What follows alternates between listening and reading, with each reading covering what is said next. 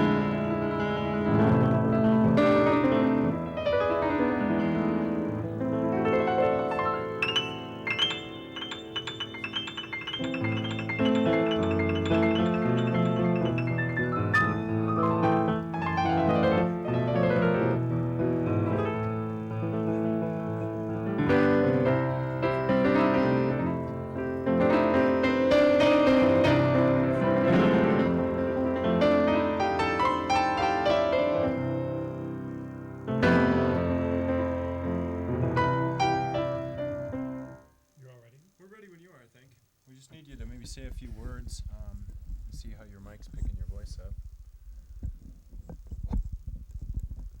Let's see, would that be out of the way? The camera's still here? Yeah, and you can, if you want, you can even just push it back at when you're playing and just bring it a little farther forward when you're speaking. Stan's squeaking a little bit here. You have some WD-40 here?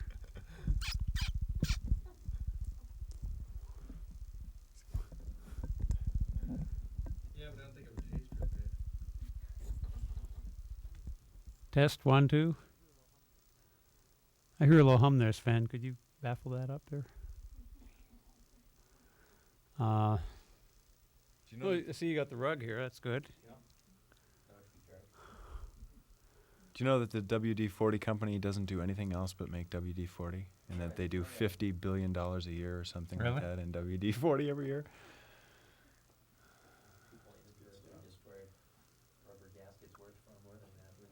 Yes, yes. Are you ready? I think so. Are you happy with voice levels? WD-40 sure didn't come out of the ground that particular way. Oh no, you're right. Well, here's how the format will flow again if this works. All I'm going to do in the very beginning is do a very brief intro. Welcome to the program tonight on the show, George Winston, and then you can go right into whatever you want to be your first song of sorts. Maybe I'll talk about it in a second. You can. That's fine. Okay. Say a word and then go right into your first number. After your first number, we'll talk for a bit, and then after that, depending on time, we'll. I think I know what my first number is. Yeah, I'll just say it'll be very brief. Sure, and then you'll have an opportunity then to play probably 2 or 3 more pieces Okay. after that. And Yeah, one's going to be pretty long, so great, I'm sort of thinking of 3 total. One's about 10 minutes at least. sure, great.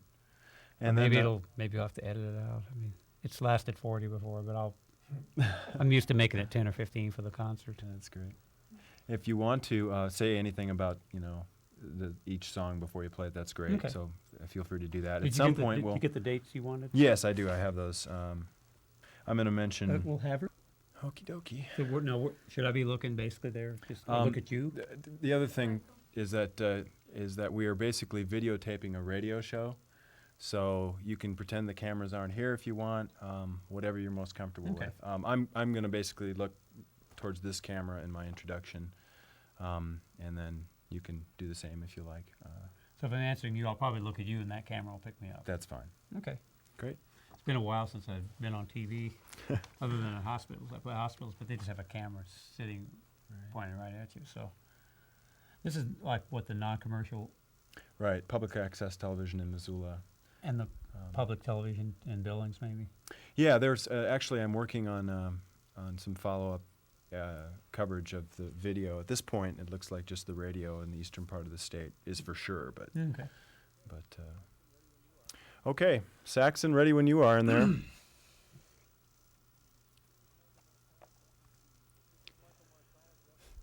This is Michael Marsolek. Welcome to Musician Spotlight. Tonight on the program, it's my great pleasure to welcome George Winston. Good evening. It's nice to be back in Montana and in Missoula, and looking forward to the tour. I always get lots of nice new ideas. It's always a meaningful experience to be here. Can even be difficult. I just get so many new inspirations, because this is basically the source for everything. Most everything I play is from Montana. I spent about 8 years growing up here. That's great. So most of everything I play has all of Montana, or at least part of Montana, in it. Great.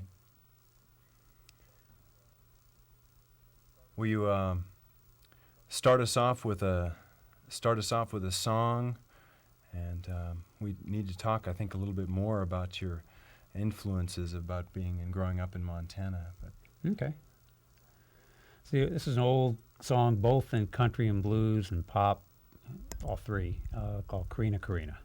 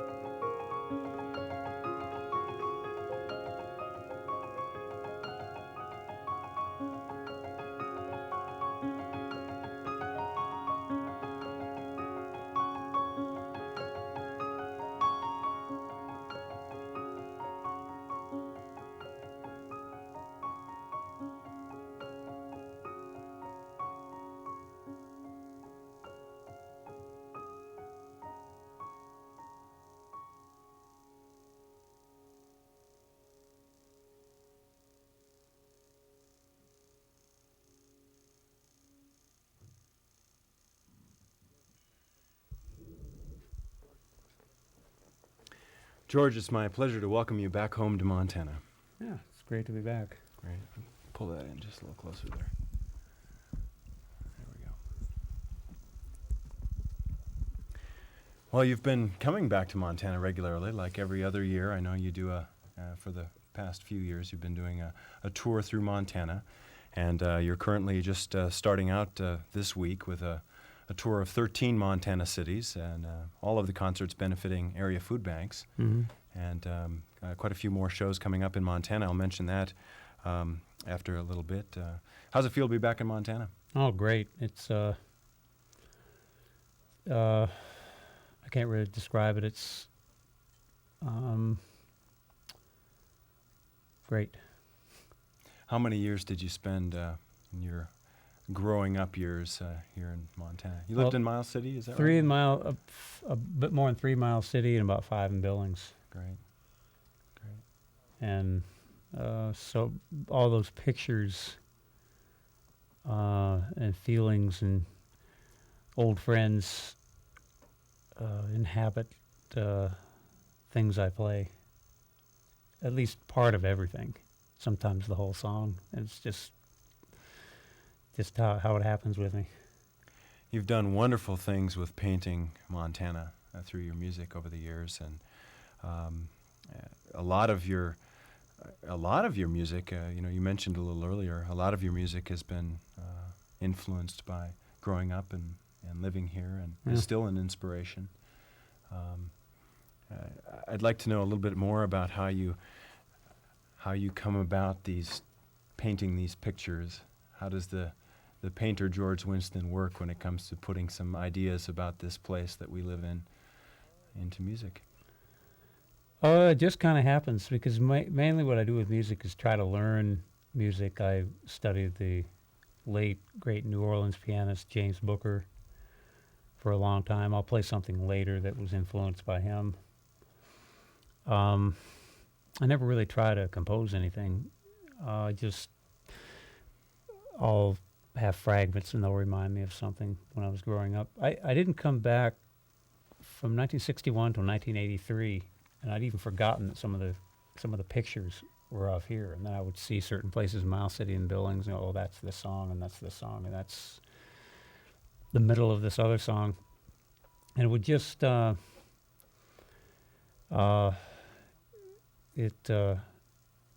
things were conscious memories and some weren't. And then now that I come back I came back every year for a while and played. Now it's every 2 years because there are not enough dates in the year, Right. which is it's nice to have that opportunity. So I come every other year, and it makes me miss it a lot and all that. I miss it even coming once a year. Right. I'd probably miss it if I lived here and went on a tour, But as far as composing goes, I don't really ever try to. It's just something that happens every so often. And it's never been my intent as a player. It's always something I'm learning, another tune of somebody's, or basically studied 5 pianists. Fats Waller, the late Teddy Wilson, who was famous for playing with Benny Goodman in the 30s, the late Professor Longhair, New Orleans pianist, kind of the founder of New Orleans rhythm and blues piano, and the late James Booker, who I mentioned earlier, who really expanded New Orleans piano to, he was like a